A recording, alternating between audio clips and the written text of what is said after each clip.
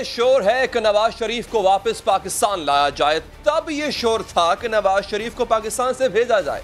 जब नवाज शरीफ बैरून मुल्क जा रहे थे उस वक्त पसे पर्दा क्या कुछ हो रहा था, पर्दे के पीछे कौन से किरदार क्या कर रहे थे, जेल में नवाज शरीफ से कौन कौन मुलाकातें कर रहा था, वो मुलाकाती क्या पैगाम लेकर आया था और क्या पैगाम लेकर गया था, हुकूमत किस तरफ बेचैन है, किस तरह बेचैन है कि नवाज शरीफ से जान छूट जाए। क्या नवाज शरीफ वाकई इतने ही बीमार थे जितना नून लीग की जानिब से बताया गया? अगर बीमार हैं तो अभी तक उनका इलाज शुरू क्यों नहीं हुआ, उनके मेडिकल टेस्ट क्यों नहीं कराए गए? इन्हें बाहर जाने की इजाजत देने वाली हुकूमत अब खुद अपने फैसले पर सवालात क्यों उठा रही है?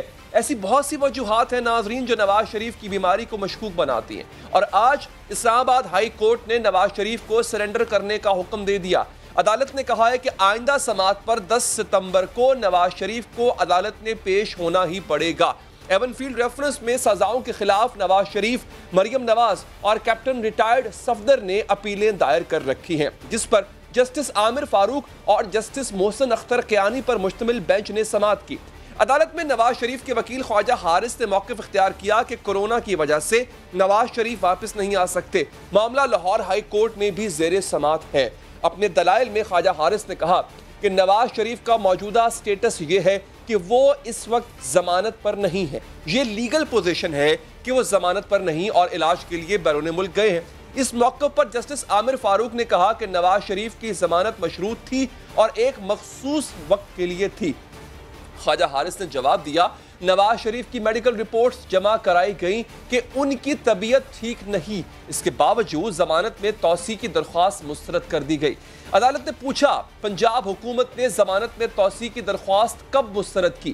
ख्वाजा हारिस ने बताया कि 27 फरवरी को पंजाब हुकूमत ने जमानत में तौसी की दरख्वास्त मुस्तरद की।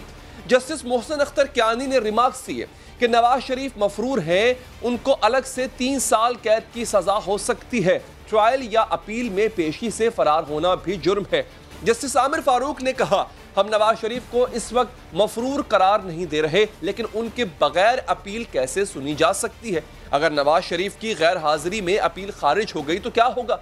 अगर अदालत नवाज शरीफ को मफरूर डिक्लेयर कर दे तो फिर अपील का स्टेटस क्या होगा? बाद में अदालत ने नवाज शरीफ को सरेंडर करने का हुक्म दिया और उनकी सेहत से मुतालिक हुकूमत से रिपोर्ट्स भी मांग ली।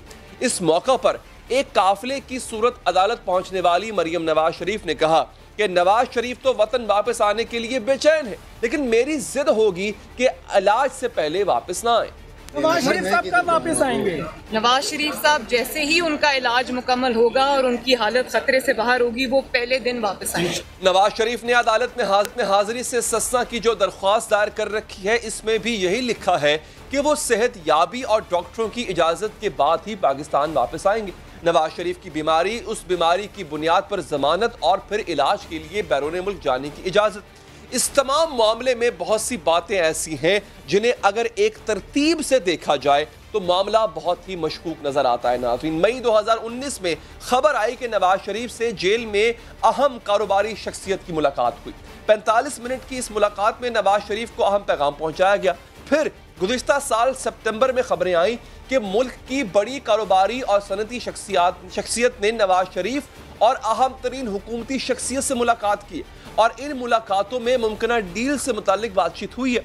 ये खबरें भी आई कि नवाज शरीफ ने अपने करीबी रुफ़का से मुशावरत में कहा है कि डील के लिए जल्दबाजी की ज़रूरत नहीं, मौलाना फजलुर रहमान की एहतजाजी तहरीक और लॉकडाउन के बाद हम बेहतर पोजीशन में होंगे।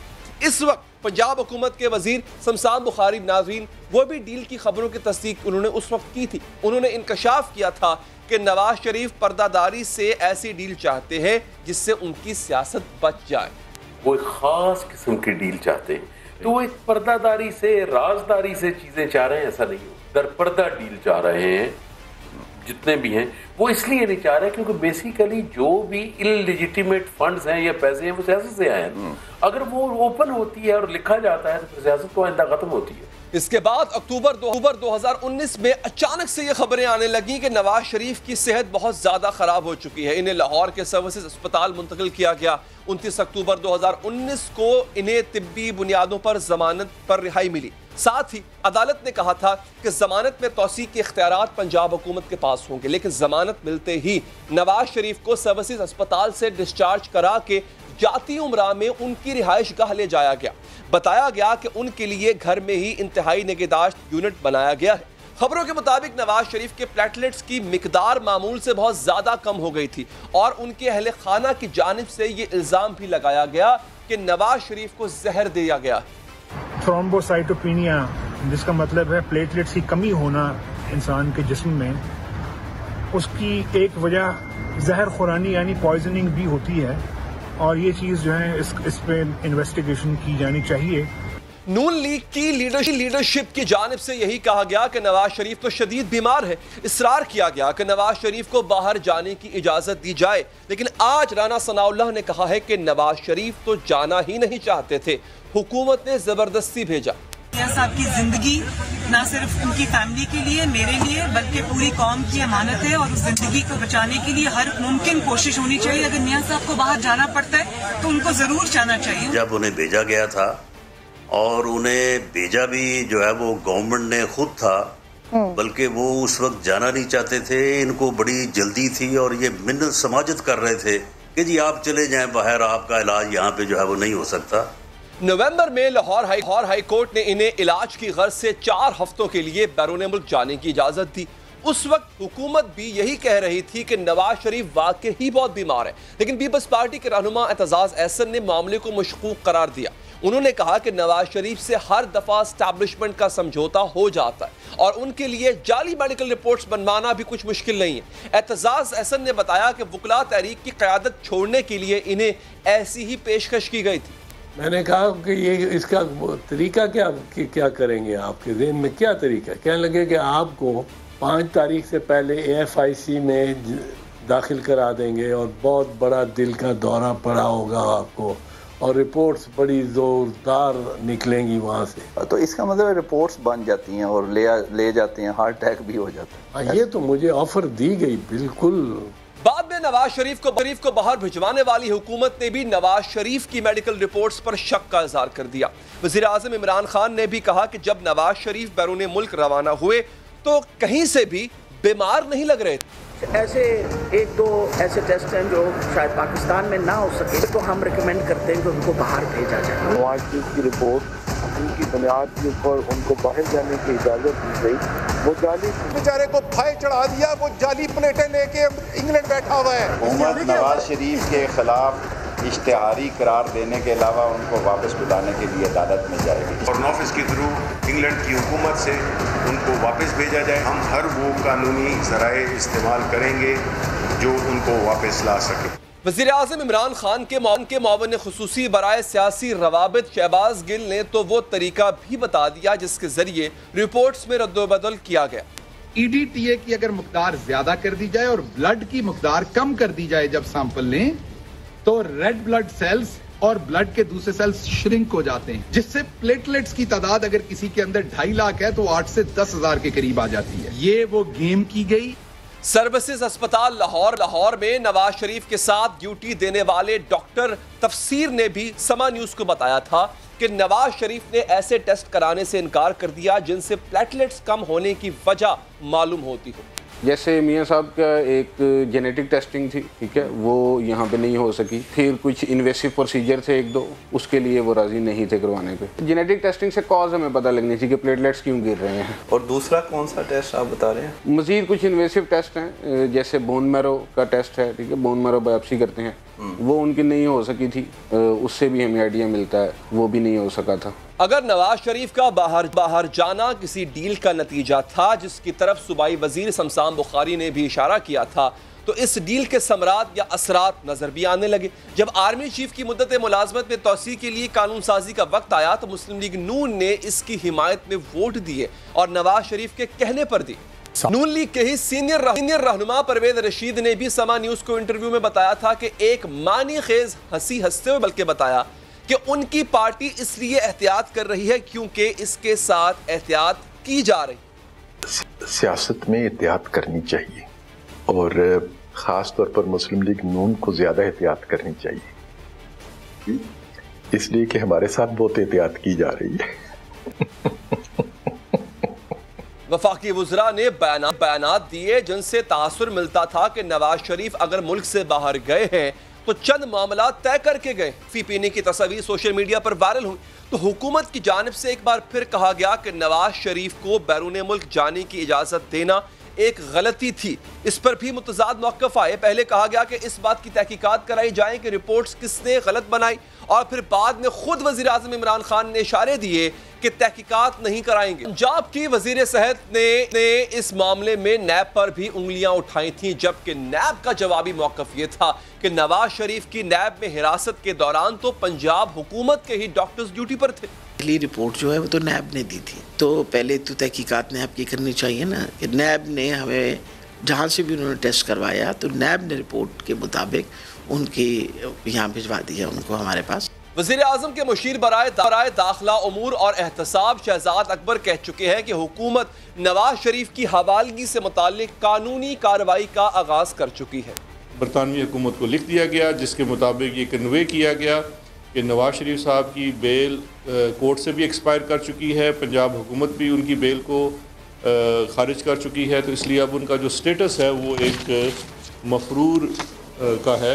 नवाज शरीफ को बैरून मुल्क गए 9 माह से ऊपर का अरसा हो चुका है। नाज़रीन, अभी तक उनका इलाज ही शुरू नहीं हुआ और अब तो कह दिया गया है कि कोरोना की वजह से वो वापस नहीं आ सकते।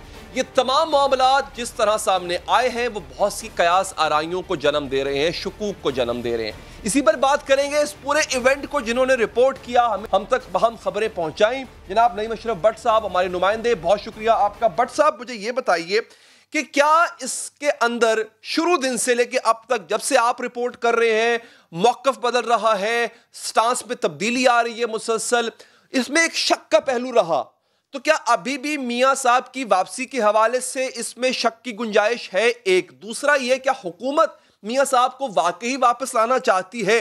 क्या इसमें भी वो संजीदा है या पर यहां पर भी शक का पहलू सामने आता है? जी बिल्कुल मशकूक अली भाई, क्या बल्कि यकीनी सूरत हाल ये है कि जिसको शेख रशीद अंडरस्टैंडिंग का नाम देते हैं, कुछ उसको डील का नाम कोई नाम देता है, जिस तरह भी वो जहाँ से गए हैं मियां साहब, वो अभी तक इंटैक्ट है। और उसकी सबसे बड़ी मिसाल जो है मियां साहब की एक लंबी खामोशी है। 9 माह हो चुके हैं, एक बयान तक नहीं दिया। ज़ाहिरा वॉक करते हैं, कॉफ़ी पीते हैं, और इधर से भी वो बिल्कुल खुद चल कर गए। तो एक बयान जारी करने में एक सियासी लीडर, एक 3 दफ़ा के वज़ीर आज़म को कोई मसला तो नहीं होना चाहिए, लेकिन अभी तक नहीं हुआ। एक कॉल है जो फजलुर रहमान साहब को की गई, उसके अलावा कोई एक्टिविटी नहीं है। तो इसलिए अभी वो सारी अंडरस्टैंडिंग, वो चीज़ें इंटैक्ट हैं। उसमें थोड़ी सी खराबी और शुकूक शुबहात पार्टीज़ के आपस में ज़रूर हुए थे। उसमें कुछ का ख्याल बुलदार साहब के मामले से भी था कि उनको शायद एक हुकूमत को कह लें कि करने के लिए कि बुलदार साहब को नैब बुला रही है, उनके पीछे लगे। दूसरी तरफ मरियम नवाज़ को बुला लेना, तो ये थोड़े से ट्रस्ट का कह लें थोड़ी सी कमी हुई थी, लेकिन अभी तक मामला उसी तरह इंटैक्ट हैं। इसलिए इंटैक्ट हैं कि इसको जिस तरह 9 माह हो गए हैं मियां साहब को गए हुए और मामला उसी तरह चल रहे हैं, इसी तरह जो अंडरस्टैंडिंग को होते हुए भी कुछ 6-7 माह लग गए थे। और उसमें आपको पता है कि मुख्तलिफ औकात में समा जो है, और कुछ तो आपके प्रोग्राम में हमने स्टोरीज ब्रेक की थी जो कि बाद में सच भी कुछ अरसे बाद साबित खुद बहुत हो जाती थी। और ये जो 6-7 माह थे 2019 के, जो कि मई से गालिबन शुरू होते हैं, जिसमें नासिर जंजुआ साहब जो हैं वो एक मियां साहब से जेल में ऐसी खुफिया मुलाकात करते हैं जिसके लिए उस मुलाकाती कमरे में वो अकेले मिलते हैं। बाहर शाहिद हकान अब्बासी, ख्वाजा आसिफ, राना सनाउल्लाह, ये सब बड़ी लीडरशिप बाहर खड़ी होती है 45 मिनट तक और उनसे अकेले में मुलाकात होती है। बाद में नासिर जंजुआ साहब का जब हमने ये स्टोरी दी, बाद में नाम भी जज अरशद मलिक जो थे उन्होंने अपने वो बयान में उनका नाम भी ले लिया कि वो उनको क्या क्या कहते थे, और उनका वो सामने भी आ गए। फिर मामला मज़ीद खुला कि वो कहाँ से आते थे, किसको रिप्रेजेंट करते थे, क्या उनके मामला थे। उसके बाद एक अहम शख्सियत, बड़ी कारोबारी शख्सियत ने ये अहम बात है अली भाई कि जिससे ये भी पता चलेगा कि ऑन बोर्ड सब थे। कुछ लोग जो अब शकूक व शुबहात का हुकूमत की जानिब से इजहार करते हैं, उस वक्त वो भी उनके भी बयानात निकाल लें, वो सारे साथ ही थे और ऑन बोर्ड थे। एक अहम हुकूमती शख्सियत को इस्लामाबाद में एक बड़ी रिनोन कारोबारी शख्सियत सितंबर के शुरू में मिलती है। उससे अगले ही दिन जेल में मियाँ साहब से एक सीक्रेट मुलाकात उसी कारोबारी शख्सियत की होती है। मुलाकाती कमरे से बाहर खुली जगह पे चहलकदमी मियाँ साहब करते हैं। अच्छा। फिर वो जो कारोबारी शख्सियत है अगले दिन फिर उसी आला हुकूमती शख्सियत को इस्लामाबाद में मिलते हैं। तो उसने फिर उधर कहा कि मैं पुरुमीद हूँ। अच्छा, जब ये हमने रिपोर्ट किया मुझे समझ आ गई थी कि मामला बड़े तेज़ी से हल की तरफ जा रहे हैं। हल यानी अंडरस्टैंडिंग, जिसको शेख साहब कहते हैं। उसके बाद फिर आपने देखा कि ख्वाजा आसफ, शहबाज शरीफ बिल्कुल आउट ऑफ दी वे, जिस दिन मुलाकात का दिन नहीं होता था वो मियाँ साहब से मिलते थे जेल में जाके, और यही हम रिपोर्ट करते रहे कि वो जाकर उन्हें यही कहते थे कि अगर कोई थोड़ी सी मामला ज़ाहिर है इतनी जल्दी नहीं थे होने, कुछ लो दो की पॉलिसी चल रही थी, तो कहीं पर थोड़ा सा मामला अड़ता था तो वो जाकर उससे सुलझाते थे। फिर एक दिन मुलाकात, अहम मीटिंग शहबाज शरीफ साहब ने ली और अपने जो रहनुमा थे जहाँ पर वो फट पड़े थे आज तक, वो आपको याद होगा, जिसमें उन्होंने कहा कि बड़े मियाँ साहब को कहता हूँ कि हम वो उर्दुवान नहीं हैं, हम लड़ नहीं सकते इस्टेब्लिशमेंट से, हमें अभी तरक्की की तरफ जाना है, हुकूमत ज़्यादा अरसा करेंगे तो फिर बेहतर पोजीशन में होंगे। मेरा बड़ा भाई जो है वो मेरी बातें अक्सर नहीं मानता, और फिर तारीख़ का हवाला दिया मुशर्रफ दौर उससे पहले कि मेरी नहीं मानी और हमने नुकसान उठाया। फिर मियाँ साहब बिलाहर मान जाते हैं। फिर वो जो सर्विस हॉस्पिटल में वो आते हैं, जिसके ऊपर अब शकूक व शुबहात हुकूमत के लोग खुद कह रहे हैं, हुकूमत ही उस वक्त उनके ऊपर चेक था। यास्मीन राशिद वज़ीर हैं, PTI की हैं, पंजाब हुकूमत PTI की थी, वफाक में भी वो थे, लेकिन अब वो शकूक, उस वक्त वो सारे ऑन बोर्ड थे और वो कह रहे थे कि मियाँ साहब वाकई उनको चले जाना चाहिए। बहुत बहुत शुक्रिया, आपने हमें अपडेट किया। नाज़रीन, मियाँ नवाज शरीफ के पास कानूनी अब ऑप्शंस कौन कौन से, हुकूमत के पास कौन से कानूनी ऑप्शंस हैं जिसके जरिए वो नवाज शरीफ साहब को वापस ला सकती है, बात करेंगे सीनियर माहिर कानून जनाब हैदर वली साहब। हैदर साहब, शुक्रिया आपके वक्त का। सर, गवर्नमेंट के पास क्या ऑप्शन है, और मियाँ साहब अगर रिलीफ हासिल मजीद करना चाहते हैं तो कौन कौन से फॉरम है जहां पर जाकर वो दस्तक दे सकते हैं? देखें, आज के ऑर्डर में जो ऑर्डर किया गया है वो ये है कि 10 सितंबर को दो चीजें होनी है। एक तो नवाज शरीफ साहब ने कोर्ट को सरेंडर करना है, और दूसरी तरफ ये भी कहा गया है कि नैब जो है वो शहबाज शरीफ साहब की अंडरटेकिंग के मुताबिक वेरीफाई करे कि क्या मेडिकल कंडीशन इस वक्त नवाज शरीफ साहब की कुछ इस तरह से है कि वो आ सकते हैं वापस या नहीं। वजाहत इस चीज़ की नहीं है कि नैब क्यों वेरीफाई करे मेडिकल कंडीशन, लेकिन यह वाज़े तौर पे लिखा गया है कि अगली डेट पे नैब जो है वो वेरीफाई करके बताए कि नवाज शरीफ साहब की मेडिकल कंडीशन क्या है। तो हम समझेंगे ये कि उनकी मेडिकल कंडीशन को वेरीफाई करना इस वक्त एक रेलेवेंट बात है, क्योंकि कोई भी चीज जो ऑर्डर में है वो रिडंडेंट नहीं हो सकती, वो मायने खेज ही समझी जाएगी। लिहाजा अगर अगली डेट पे कोर्ट ये जानने में इंटरेस्टेड है कि मियां नवाज शरीफ साहब की इस वक्त मेडिकल कंडीशन क्या है, और फिर समझा यही जाएगा कि वो इसीलिए जानना चाहते हैं ना कि क्या वो फिर यहाँ आ सकते हैं या नहीं, तो बैक वक्त फिर ये ऑर्डर भी क्यों किया गया कि वो पेश भी हों और मेडिकल कंडीशन भी वेरीफाई हो। तो अगली दफा अगर बिलफर्ज वेरिफिकेशन यही मिलती है कि नहीं मेडिकल कंडीशन उनकी अच्छी नहीं है, ऐसी नहीं है कि वो ट्रैवल कर सकें, तो फिर ये ऑर्डर तो ऑलरेडी हो चुका है कि उनको यहाँ आना चाहिए। तो ये शायद इसको बुनियाद बना के कोई रिव्यू प्रेफर किया जाए या अपील फाइल की जाए, या अगली डेट पे कोर्ट को इल्तिजा की जाए कि आपने जब एक मेडिकल कंडीशन की वेरिफिकेशन को लाजिम समझा तो पहले इस बात का तयन कर लिया जाए कि मेडिकल कंडीशन क्या ऐसी है कि वो आके कोर्ट को सरेंडर करने की हालत में है या नहीं।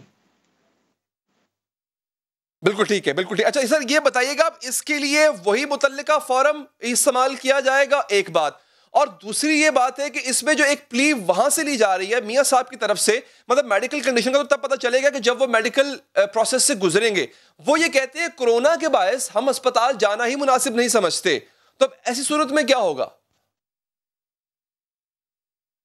देखें, आई थिंक उनका कहना यह है कि कोरोना की वजह से जो उनका इलाज है वो अस्पताल में नहीं हो पा रहा, तो अस्पताल में क्योंकि कोरोना का खदशा है, वो एक हार्ट पेशेंट हैं और हार्ट पेशेंट्स के लिए कोरोना एक कोमॉर्बिड होने की वजह से खासकर जानलेवा हो सकता है, खुदा ना करे। लिहाजा उनका इलाज अस्पताल में नहीं हो रहा, लेकिन ये लाजमी नहीं है कि हम इससे ये समझें कि उनका इलाज ऐसा है कि जिसको हॉस्पिटलाइजेशन की ज़रूरत ही नहीं। हो सकता है और हमें ये पता नहीं है, और यही वेरिफिकेशन बताएगी कि क्या उनका जो इलाज हो रहा है घर पे अपार्टमेंट में हो रहा है तो वो कुछ इस तरह का है कि जो उनको ट्रैवल करने से रोकता है या नहीं। और सवाल फिर यही है कि अगर ये वो बैक वक्त पेश होने का जो उनका ऑर्डर है, क्या ये बुनियाद बनेगा कि नवाज शरीफ साहब के वकला रिव्यू फाइल करें इसी बेंच के सामने या अपील फाइल करें सुप्रीम कोर्ट के सामने और इल्तिजा करें कि पहले वेरिफिकेशन हो जाए मेडिकल कंडीशन की और फिर ही इस बात का तयन किया जा सके कि उनको कोर्ट के सामने सरेंडर करवाना इस वक्त जो है वो मुनासिब है या नहीं। ठीक है हैदर साहब, बहुत बहुत शुक्रिया आपके वक्त का। मुझे यहाँ पर वक्फा लेना है। वक्फे के बाद कराची की एक माँ है, उसके 2 बच्चे हालिया बारिशों में डूबकर मर गए। आज मेरे प्रोग्राम में वो खातून आई, आज के प्रोग्राम में वो सवाल करेंगी, मैं सवाल नहीं करूंगा, वो सवाल करेंगी और जवाब देंगे एक सिंध हुकूमत के नुमाइंदे। देखते हैं वो क्या जवाब देते हैं इस वक्फे के बाद। दोस्तों, तड़पते सिसकते कराची को एक बार फिर नई उम्मीद दिलाई जा रही है। अच्छे मुस्तकबिल के वादे किए जा रहे हैं। कराची की बदतरीन और तारीखी तबाही ने सख्त मुखालिफों को भी एक मेज पर बैठने पर मजबूर कर दिया। दर्जनों अफराद की मौत के बाद, शहरियों की करोड़ों की इमलाक तबाह होने के बाद अब नवीद सुनाई जा रही है कि कराची की किस्मत बदलने वाली है। कराची वालों को बताया जा रहा है कि वज़ीर आज़म इमरान खान की तवज्जो का मरकज कराची शहर बन चुका है। जुम्मे के दिन वज़ीर आज़म कराची के लिए खुसूसी पैकेज का ऐलान करेंगे। प्राइम मिनिस्टर साहब इंशाल्लाह जुमे के दिन कराची जा रहे हैं और इस पूरे पैकेज का, इसकी जो वसाइल प्रोवाइड कर रहा है फेडरल हुकूमत और NDMA के साथ मिलके और सिंध हुकूमत को भी ऑन बोर्ड लेते हुए हम शुरू करेंगे। इसका ऐलान जो है तो प्राइम मिनिस्टर साहब खुद जुमे को करेंगे। अगर वफाकी वजीर शिबली फराज की बात मान ली जाए तो वजीर आजम ने 2 साल तक कराची पर अमली तवज्जो क्यों नहीं दी?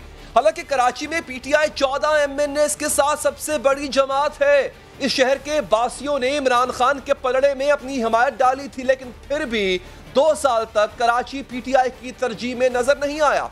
और अब वफाकी वजीर असद उमर गवर्नर सिंध मीडिया पर आकर ये बयान दे रहे हैं कि मंसूबे बन चुके हैं, बस अमल दरामद की देर है। वजीर आजम बड़े इसको क्लोजली इसको देख रहे हैं, कराची के तमाम मामलात को। कराची ट्रांसफॉर्मेशन प्लान मुर्तकब किया गया है और उसके बाद वजीर आजम खुद कराची तशरीफ लाकर इस प्लान को बाकायदा तौर से इसका अनाउंस करेंगे। कराची के हवाले से वज़ीर आज़म ने तो पहले भी एक बड़े पैकेज का ऐलान किया था, लेकिन वो पैकेज अभी तक कराची को नसीब नहीं हुआ। तो क्या जमानत है इस बात की नाज़रीन कि इस बार भी जिन मंसूबों का ऐलान किया जाएगा उन पर अमल भी होगा? क्योंकि अब कराची की बस हो चुकी है। हर साल ही करंट लगने से बच्चे मरते हैं, नालों में दर्जनों लोग डूब जाते हैं नाज़रीन। और यहाँ पे आप देखें कि बगैर ढक्कन का मेन होल वो कई जिंदगियां निकल जाता है। माएँ रोती रहती हैं, तड़पती रहती हैं, आएँ भरती रहती हैं, लेकिन इन लाचार और मजबूर शहरियों की आहों सिसकियों पर कान कोई नहीं धरता। गवर्नमेंट को कितने बच्चे यतीम करवाने, कितनी बीवियां बेवा करवानी है इन्होंने। खुदा करे इनके अपने घरों में मातम उठे, इनका बेड़ा गर्क हो जाए।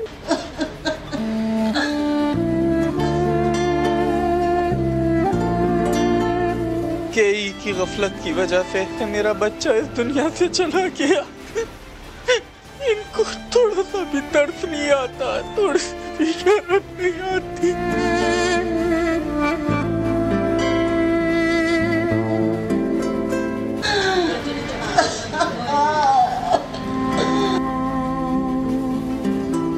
घंटे में 19 संवाद, मजाक है कोई? मतलब क्या माएँ इसलिए तकलीफ उठाती हैं? ऐसे दिन देखने होते हैं? क्या मसला है भाई? अपने जिगर गोशे छिन जाने पर ये माएँ दुखी है। इनके दर्द और कर्ब को महसूस नहीं किया जा रहा। इनकी पुकार भी कभी तवज्जो के मरकज नहीं बनती, क्योंकि अगर तवज्जो दी गई होती तो कराची का ये हाल ना होता। और इन बारिशों में हालात पिछले 5 सालों से मुख्तलिफ होते नाजरीन, लेकिन इस साल बारिशें हुई तो कहीं करंट लगने से, तो कहीं गटर खुले थे, वहां पर डूबने से शहरी मरते रहे। फलाही इदारे ईदी के मुताबिक सिर्फ अगस्त की बारिशों में 70 से जायद अफराद मारे जा चुके हैं। क्या दादोशुमार है डेथ टोल के हवाले से? कल के दिन 17 हलाकतें और आज के दिन 24 हलाकतें हो चुकी हैं और दोनों मिला के 8 बजे तक आज शाम को, और दोनों मिला के 41 हलाकतें हैं कराची के अंदर। आप अगस्त के महीने की शामिल कर लें तो सिर्फ 71 से ऊपर जो नालों के अंदर डूबने से भी मरे हैं और करंट भी है, दीवारें गिरने से जख्मी हुए हैं वो भी शामिल हैं, सब सारे शामिल हैं। जबकि एनडीएमए के मुताबिक 1 अगस्त से 30 अगस्त तक मुल्क भर में मॉनसून बारिशों से हलाक होने वालों की तादाद 116 हो चुकी है, जबकि 15 जून से अब तक बारिश के अलग अलग वाकयात में मजमूई तौर पर 163 अफराद मारे जा चुके हैं। बारिश के खड़े पानी और के इलेक्ट्रिक के हाथों हर साल कराची में जाने जाती हैं। 2014 से लेकर 2019 तक बारिशों का करंट मिला पानी 74 कीमती जानों का खात्मा कर चुका, और पिछले साल 19 अफराद के इलेक्ट्रिक की गफलत के भेंट चढ़े। लेकिन वफाकी हुकूमत से लेकर सूबाई हुकूमत तक नाजरीन हर कोई के इलेक्ट्रिक के सामने बेबस दिखाई देता है। इसीलिए शहरी भी इन हुकूमतों से अब मायूस हो चुके हैं। इसीलिए गुज़िश्ता कई दिनों से अपना इकलौता बेटा खोने वाले बाप ने आर्मी चीफ से इल्तजा की थी कि कराची को के इलेक्ट्रिक के जुल्म से बचाएं, लेकिन इन इल्तजाओं के बावजूद के इलेक्ट्रिक कराची के सर पर मुसल्लत है। के इलेक्ट्रिक के खंबे मासूमों की जिंदगियां छीन रहे हैं। कराची के बासी हुक्मरानों की बेहिसी को जान चुके हैं, इनके रवैयों से मायूस हो चुके हैं, इन्हें हुकूमत से किसी अच्छे की उम्मीद नहीं है। जो लोग करंट लगने से जाँ बहक हो जाते हैं, पानी में डूबकर जो लोग मारे जाते हैं, इन बदनसीबों की मैयतों को जैसे एम्बुलेंसों में डाला जाता है, वो मनाजिर इंतहाई तकलीफ दे होते हैं। लेकिन ये मनाजिर हर साल दोहराए जाते हैं, हर साल हुक्मरानों की नज़रों से गुजरते हैं।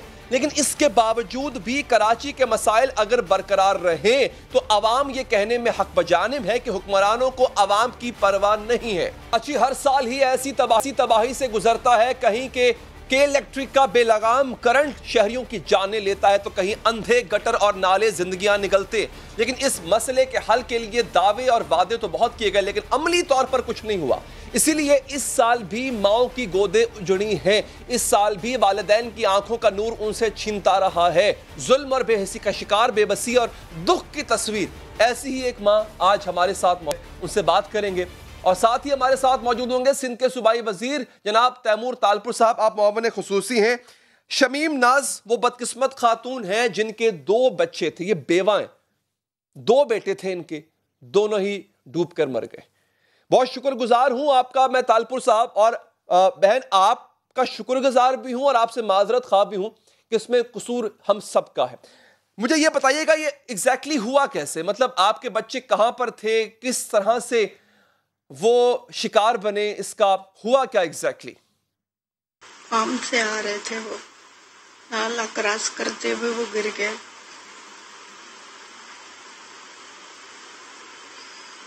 अच्छा, नाला क्रॉस करते हुए गिर गए। पानी बहुत था क्या वहां पे?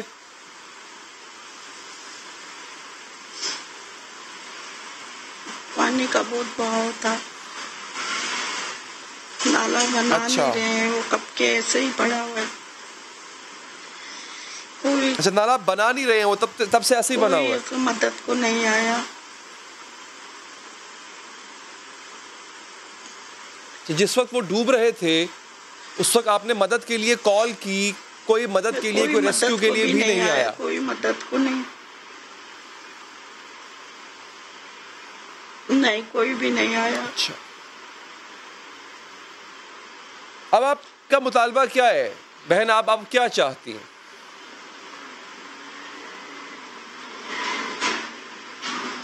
मैं चाहती हूँ मेरे बच्चे मुझे ला दे, बेवा को, बस मेरा ये मुतालबा है, मेरे बच्चे मुझे चाहिए। मेरे वो भाई आ रहा था, मैं 10 साल से बेवा हूँ, मैं मेरे मजदूर बच्चे थे और मेरी बेटी है, बस हमारा कोई सहारा नहीं है। मेरे बच्चे भी मेरे बिनोई ने 36 घंटे के बाद में मेरा बेटा मिला, दूसरा मेरा बेटा तीसरे दिन मिला। कोई मदद को नहीं आया, कोई भी इसको कार का कोई भी नहीं आया, रेंजर्स ना पुलिस ना फौजी, कोई भी नहीं आया। अपने मदद हमने खुद की।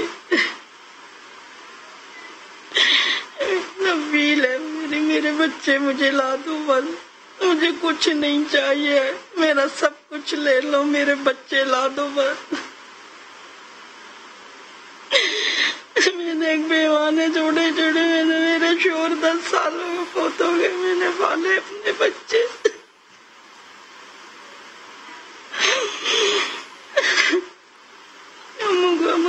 कोई बहन मैं नहीं है हुकूमत को, कोई इनकी ना ही लिए के।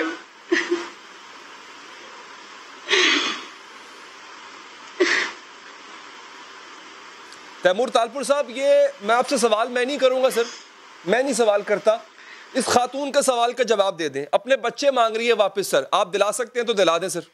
बहुत ही दुख की बात है, बहुत ही दुख का वाकया है जो देखा है। मैं समझता हूँ हर किसी का दिल एक माँ की रोती आवाज सुन के किस तरह से फील कर रहा होगा। तो हम सब की वही एक ही फीलिंग है। अल्लाह बेहतरी करे, अल्लाह इनको सब्र जमील अता फरमाए। तालपुर साहब, मैं अर्ज करूं, ये एक माँ नहीं रो रही थी, ये आपके सामने कराची रो रहा है। ये पूरा कराची बैठा हुआ है इस वक्त शमीम नाज की शक्ल में, और ये रो रहा है कि पिछले 12 साल से कराची के साथ जो किया गया है, ये रो रहा है कि वो एक नाला जो अब तक बन नहीं पाया, जिसकी वजह से इसके बच्चे मौत के मुंह में चले गए, और ऐसे पता नहीं कितने 100 नाले और होंगे। और फिर उसके बाद अफसोस ये कि मदद को पुकारती रही, कोई मदद नहीं के लिए नहीं आया। मतलब आपके यहाँ कोई ऐसा रेस्क्यू सिस्टम ही नहीं है कि अगर ऐसी आफत आ जाए तो आप किस तरह से लोगों को रेस्क्यू करेंगे। मतलब कोई प्लानिंग नहीं है सर। मतलब मुझे तो सर आप आंसर दें ही देना, आप आंसर दें इस खातून को। मैंने वोट नहीं दिया हुआ आपको, इस खातून ने वोट दिया होगा आपको, ये कराची के, मतलब कराची का हूँ भी नहीं। इसको बताएं सर, इसको सेटिस्फाई करें आज, ये आपकी कॉन्स्टिट्यूएंसी है। देखें जी, हमने नंबर्स दिए हुए थे, हमारे नंबर्स एक्टिव थे।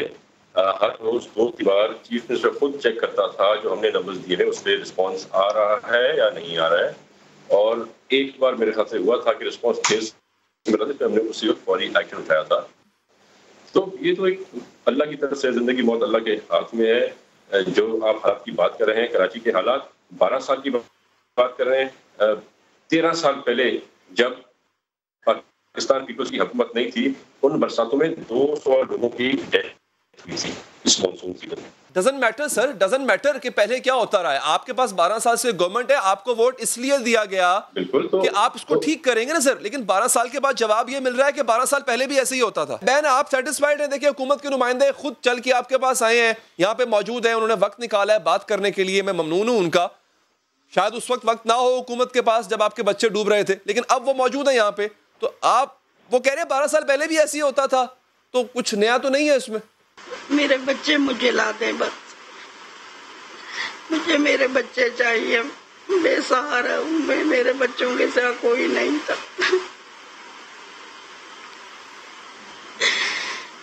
आप जो कह रही है मेरे बच्चे ला दे बस, मेरे बच्चे ला दे बस। मेरे जवान बच्चे, अभी तो वो जवान हुए। मेरा वो वाहिद सहारा थे मेरे बच्चे।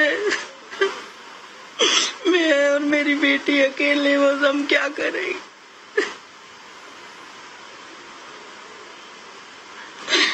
शमीम साहब, मेरे बच्चे चाहिए, मुझे मेरे बच्चे चाहिए। चले हम पूछ लेते हैं शमीम साहब, बच्चे चाहिए जी, पूछ लेते हैं। हुकूमती नुमाइंदे मौजूद है यहाँ पे। तैमूर साहब, कुछ हो सकता है इस बेवा माँ का? बच्चे तो चले गए, अब एक गैर फितरी मुतालबा है शमीम साहिबा का, ये तो कोई भी पूरा नहीं कर सकता, चाहे कोई, अल्लाह माफ़ करे, कोई नबी क्यों ना आ जाए। लेकिन बात यह है कि कुछ हो सकता है इसकी दिलजोई के लिए। देखिए, पहले तो मैं आपसे गुजारिश करूँगा कि इस चीज़ को इस तरह से एक मोहतरमा जिसके दिल में इतना शदीद दर्द है कि हमारी अपनी रूह कांप रही है, उनका ये दर्द सुन के मेहरबानी करके आप थोड़ा सा एहतियात करें। उनके भी दिल में दुख है, उनको ये दुख उनसे आपको नजर आ रहा है कि बर्दाश्त नहीं किया जा सकता। मैं सिंध गवर्नमेंट में नहीं हूँ सर, हम मेरी वजह से नहीं हुआ। I'm really sorry sir, but with all due respect, it wasn't me, it was the Sindh government who should have provided the facilities. Sir ये बंदी आप तक कभी पहुंच भी ना पाती। If you want to put a responsibility, then the responsibility goes to the mayor Karachi who has just got over with his period. The responsibility goes to those people जिन्होंने 30 साल से हर हुकूमत में आ रहे थे और इन नालों पे कब्जे किए हुए थे और यहाँ पर ये दुकानें और शॉप्स और शॉपिंग सेंटर्स बनाए हुए थे। जो ये बोरी बंद लाशें लाते थे, जो जब हम तजावुज़ात हटाने जाते थे तो पॉलिटिकल सीन क्रिएट करते थे कि हम जाके सियासी जो है इंतकामी कार्रवाई कर रहे हैं। ये सब उनके ऊपर ब्लेम जाता है। हमने अगर ओनरशिप ली है, हमने सर वो जिस दौर में सब कुछ करते थे ना उस दौर में वो आपके इत्तेहादी भी थे। आज वो किसके इत्तेहादी हैं? हमने तो अपने दौर में तो उनको कुछ नहीं करने दिया ना। जो नाले उन्होंने बनाए 20 साल पहले बना लिए, 25 साल पहले बना लिए, जो कंस्ट्रक्शन कर ली, हमने तो अपने दौर में इनको कुछ नहीं करने दिया। इसी बात पे हमारे डिफरेंसेस हुए, इसी बात पे हमें पार्टी छोड़ के चले गए। आज किसके साथ बैठे हुए हैं ये? आज इनको कौन सपोर्ट कर रहा है? वो जो वाकये हुए हैं जहाँ पे एक बल्दिया की फैक्ट्री में 100 लोग को इन्होंने मर्डर कर दिया, उसकी आप बात क्यों नहीं कर रहे हैं? वो ये तो गलती सर, मैं क्या कहूं, जब आपने उनको इत्तेहादी बना लिया चीज है जो हो गया उस पर तो हमने पूरे प्रोग्राम्स कर दिए सर। जो 100 लोग मर गए आज तक उनका कुछ नहीं हो सका, उनकी बात क्यों नहीं कर रहे? उनकी माओ को, उनकी बहनों को आप उनसे पूछे उनके दिल पर क्या गवर्नमेंट आपकी थी सर, प्रोसिक्यूशन आपकी थी सर, आपने बेचारी मेरी बहन को तो पता भी नहीं है कि कैसे हुआ है, क्या हुआ है, पर जिन्होंने मर्डर किए, मास मर्डर किए, उनकी तो आप बात ही नहीं कर रहे। उनकी समा को बात याद नहीं आती। पर एक वाकया गैर इत्तेफाक वाकया, दुखी दिली वाकया हो गया। तो ये let me put the record straight sir, हमने पूरे मैंने प्रोग्राम्स किए हैं इस इशू पे। एक बात, सेकेंडली बात सर ये है कि इस पर मैंने बात करनी है और आपने एक्शन करना है being a Sindh government sir. तो अगर मैं आपसे पूछने पे आऊं तो क्या आपने इनके खिलाफ एक्शन किया? नहीं, आपने इन बोरीबंद लाशों वालों को अपना इत्तेहादी बना के रखा सर। आपने इन बोरीबंद लाशों वालों के साथ हर बोरीबंद लाशों से बहुत पहले हमने तोड़ दी थी। हमने इस बोरीबंद लाशों वाले सिस्टम से बहुत पहले, तो जब ये फैक्ट्री का वाकया हमने उससे बहुत पहले से हाथ निकाल दिए थे। हमने इसीलिए आज तक इनके साथ बंद नहीं कर सके। हम ही ने इनको सीधा किया, हमने इनका ये गुंडागर्दी कल्चर खत्म किया, हम ही ने एमक्यूएम के हथियार डलवाए, हम ही ने इसको एक टेररिस्ट जमात किया और हमने मुकाबला किया। उस टाइम नवाज शरीफ की हुकूमत थी, फेडरल गवर्नमेंट ने हमारे साथ कोऑपरेट किया, सिंध गवर्नमेंट, फेडरल गवर्नमेंट ने मिलकर इनको कम्बैट करके सीधा किया। इसीलिए आज अपनी जगह पर सीधे बैठे हुए। वरना ये तो कराची में एक सिटी पर पूरा शहर बंद करा के 100 लोग मरवा देते थे। तो आप इसका क्रेडिट भी पीपल्स पार्टी को देना पड़ेगा, आप देना चाहे या ना। बिल्कुल ठीक है सर, मैं चले बिल्कुल ठीक है सर। मेरा ख्याल है कि जो बहन हमारी सुन रही है वो सेटिस्फाई हो गई होंगी इस जवाब से कि इसमें आपका कोई कसूर नहीं है, एमक्यूएम का कसूर है, मैं समझ गया। लेकिन अब इसके लिए कुछ किया जा सकता है? इस जैसी और खवातीन के लिए भी, ऐसी और बहनों के लिए भी हमारे कुछ सिंध गवर्नमेंट कुछ करेगी? आप सिंध गवर्नमेंट हमेशा हाजिर बैठी हुई है। अगर मेरी बहन, मुझे नहीं पता उन्हें उस नंबर था, उनके पास नहीं था, उन नंबर पे उस कॉल नहीं की रेस्क्यू नंबर पे, या कि किसी से रब्ता किया नहीं किया, आज मेरी बहन कि आपने मेरे से बात करी, आप मेहरबानी करके उनका नंबर मुझे फॉरवर्ड कर दीजिएगा अपने शो के बाद, ताकि मैं उनसे बात कर सकूं। जो कुछ भी ह्यूमनली पॉसिबल है हम कोशिश करेंगे कि उनका दिल कुछ हल्का कर सकें किसी भी तरह से, क्योंकि मैं समझ सकता हूँ ये दर्द और इस आवाज, ये आवाज जो है ना, ये आपकी रूह को कांपती है। ठीक है सर, हम उम्मीद करते हैं कि जो रूह कांपी है उसका कुछ अमल भी होगा, क्योंकि हुकूमत की तो सिर्फ रूह कांप जाती है, वो करंट लगने से लोग कांप जाते हैं वहां पे। अब वो जो रूह कांप रही है सर, अल्लाह करे उसका कोई अमली मुजाहरा भी हो। बहुत बहुत शुक्रिया आप दोनों का। और बहन, एक दफा फिर हम आपके कसूरवार हैं, एज ए नेशन हम आपके कसूरवार हैं, हो सके तो हमें माफ कीजिएगा। नाज़रीन, army chief general Qamar Javed Bajwa साहब वो अपने 2 रोज़ा दौरे पर कराची पहुंच चुके हैं। आर्मी चीफ ने कराची का फ़ज़ाई जायज़ा भी लिया है और बड़ी अहम बात की, उन्होंने कहा कि कोई भी शहर इस कुदरती आफत का सामना नहीं कर सकता, मगर हमें अपनी तरजीहात को दुरुस्त करना होगा। और नाज़रीन, उन्होंने कहा कि हमारा मसला वसाइल की दस्ताबी नहीं है, तरजीहात का दुरुस्त तयन है। कुदरती आफत ने मौका दिया तो आइंदा मेगा सिटी को दुरुस्त मैनेज करेंगे। वफाक सूबाई हुकूमतों के मनसूबों में फ़ौज ताउन करेगी। आर्मी चीफ का ये दौरा ऐसे वक्त में है जब कराची एक ऐसा मंजर पेश कर रहा है, एक आफत ज़दा शहर का मंजर पेश कर रहा है, तो आर्मी चीफ का वहाँ जाना, हौसला अफजा बातें करना यकीनी तौर पर कराची वालों के लिए एक अच्छी खबर ला सकता है। आगे बढ़ते हैं नाज़रीन, करप्शन के खिलाफ जंग है या ताकत और पर गिरफ्त की कशमकश? सऊदी शाही खानदान के अफराद के खिलाफ सख्त कार्रवाइयां सामने आ रही हैं। करप्शन और एहतसाब के नाम पर बड़े बड़े नामों पर हाथ डाला जा रहा है। सऊदी शाही खानदान में एक तनाव की कैफियत है। करप्शन इल्जामात पर गुज़िश्ता 3 साल में कई अहम शख्सियात के खिलाफ कार्रवाइयां की जा चुकी हैं और हालिया कार्रवाई में सऊदी फरमारवा ने करप्शन के इल्जामात पर ही शाही खानदान के सीनियर मेंबरान और फौजी हुक्काम को जिम्मेदारियों से बरतरफ कर दिया। अरब मीडिया के मुताबिक कमांडर जॉइंट फोर्सेस फहद बिन तुर्की बिन अब्दुल अजीज और उनके बेटे और अल जौफ के नायब गवर्नर शहजादा अब्दुल अजीज बिन फहद को उनके ओहदों से बरतरफ कर दिया गया। शाही फरमान के मुताबिक वजारत दिफा में मशकूक माली लेन देन के मामले की तहकीकात की जाएंगी, जिसमें वजारत दिफा के कई अफसरान, सिविल एहलकारों और दीगर अफराद को भी शामिल किया जाएगा। हालिया गिरफ्तारियां माजी का तसलसल नजर आती हैं। रवा बरस मार्च में भी शाही खानदान के नुमाया अफराद को गिरफ्तार किया गया था। हिरासत में लिए जाने वाले 3 अफराद में से 2 सऊदी सल्तनत की इंतहाई बाअसर शख्सियात थी। एक सऊदी फरमारवा के भाई अहमद बिन अब्दुल अजीज और दूसरे शाह सलमान के भतीजे और साबिक वली अहद मोहम्मद बिन नाइफ थे, और उनके बाद मजीद 20 शहजादों को भी पकड़ा गया और फिर क्रैकडाउन का दायरा हुकूमती ओहदेदारान और फौजी अफसरान तक बढ़ा दिया गया। सऊदी हुकूमत ने शहजादा अहमद बिन अब्दुल अजीज को गिरफ्तार करके सऊदी वली अहद ने अमेरिका और बरतानिया से किए गए वादे की भी परवाह नहीं की थी, जिसके मुताबिक 2018 में अमेरिका और बरतानिया के खुफिया इदारों ने मोहम्मद बिन सलमान से गारंटी ली थी कि सऊदी फरमारवा के भाई को दोबारा गिरफ्तार नहीं किया जाएगा।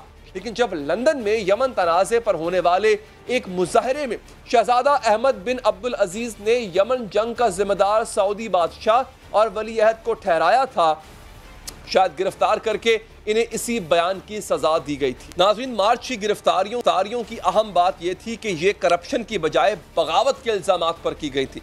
इन अफराद पर इल्ज़ाम लगाया गया था कि वो बगावत का मंसूबा बना रहे थे और इसके लिए उनके अमरीकियों समेत दीगर बैरूनी कुव्वतों से राब्ते थे। बगावत के इल्जामात में कितनी सदाकत थी ये सवाल अपनी जगह, लेकिन इन गिरफ्तारियों से ये तासुर भी मिला कि मोहम्मद बिन सलमान अपनी मुखालफत के तमाम रास्ते बंद कर रहे हैं। वली अहद बनने से पहले शायद ही किसी ने मोहम्मद बिन सलमान का नाम सुना था, लेकिन अब ये 35 साला शहजादा सऊदी अरब की सबसे ताकतवर शख्सियत है।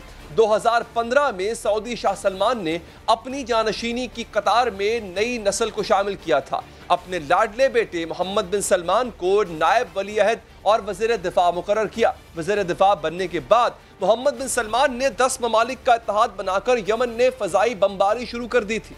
जनवरी 2016 में दहशतगर्दी और बगावत पर उकसाने के जुर्म में 47 अफराद के सर कलम कर दिए गए, जिनमें सऊदी अरब के मारूफ शिया आलिम शेख निम्र अल निम्र भी शामिल थे। मोहम्मद बिन सलमान के सियासी सफर में अहम मोड़ उस वक्त आया जब शाह सलमान ने सौतेले भाई मुकर्रन बिन अब्दुल अजीज को हटाकर अपने भतीजे मोहम्मद बिन नाइफ को वली अहद मुकर्रर किया, जबकि अपने बेटे मोहम्मद बिन सलमान को नायब वली अहद मुकर्रर कर दिया। इस फैसले के बाद मोहम्मद बिन सलमान की तख्त तक रसाई मुमकिन बनाने के लिए मोहम्मद बिन नाइफ को हटाया गया और कुछ अरसे बाद ऐसा ही हुआ। 2017 में मोहम्मद बिन नाइफ से कहा गया कि वो अपने से कहीं कम उम्र कज़न मोहम्मद बिन सलमान के हक में दस्तबरदार हो जाए। यूं मोहम्मद बिन नाइफ को उनके मनसब से हटाकर मोहम्मद बिन सलमान को वली अहद मुकर्रर कर दिया। वली अहद बनते ही मोहम्मद बिन सलमान ने इक्तदार पर अपनी गिरफ्त मजबूत करने के लिए काम शुरू कर दिया था। नवंबर 2017 में 200 के करीब नुमाया शहजादों, कारोबारी शख्सियात और दीगर अहम लोगों को गिरफ्तार कर लिया गया। इल्जाम तो बदउनवानी का लगाया गया, लेकिन गिरफ्तार किए गए अफराद को जेल भेजने की बजाय रियाद के एक पुरताइश होटल में महसूर कर रखा गया और गिरफ्तार शहजादों ने सऊदी हुकूमत को 106 अरब डॉलर्स देकर अपनी रिहाई हासिल की। लेकिन वली अहद मोहम्मद बिन सलमान का कहना था कि ये गिरफ्तारियां पैसे के लिए नहीं बल्कि कानून की बालादस्ती कायम करने के लिए की गई। बार फिर सऊदी शाही खानदान गिरफ्तारियों की जद में है, अहम ओहदों से बरतरफियां की जा रही हैं। क्या ये कार्रवाइयां वाकई करप्शन के खिलाफ किए जाने वाले इकदाम के खिलाफ है? नाज़रीन, इसका पता आने वाले वक्त पर ही पता चलेगा। इसके साथ ही हमारे प्रोग्राम का वक्त यहाँ पर खत्म हो जाता है। दीजिए इजाजत, अल्लाह ने के बाद।